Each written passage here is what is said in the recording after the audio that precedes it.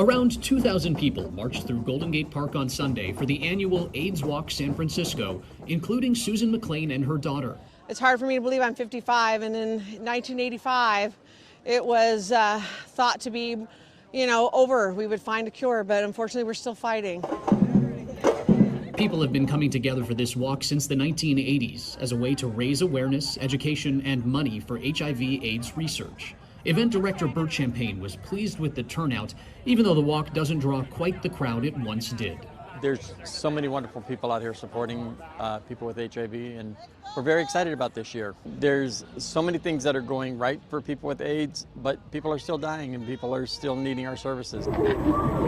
The first AIDS Walk San Francisco was in 1987. Around 3,400 people showed up. I think one of the best things about San Francisco has been that everybody has come together to really fight AIDS in every way, shape, or form we can. And this is just one effort on a Sunday morning. The epidemic would get worse, however, for several years. In 1992, cases peaked in San Francisco, and in 1994, AIDS became the leading cause of death for all Americans between 25 and 44. Since then, a lot has changed. New HIV infections and AIDS-related deaths have both significantly declined, and treatments have significantly advanced.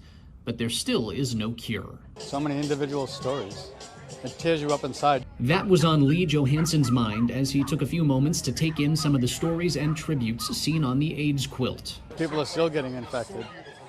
Perhaps not at the rates they used to be infected, but it's still a problem. Just because we have drugs today that can make it tolerable to live with it doesn't mean that it's gone away. Promoting education and awareness and keeping the story alive, just a few reasons why Susan showed up on Sunday. It still needs to be talked about. People are still passing away from AIDS, and we still need to do more in awareness for our young people to know today. It is still something we fight to this day. The event had raised around $1 million by the start. Proceeds will benefit 15 AIDS services organizations.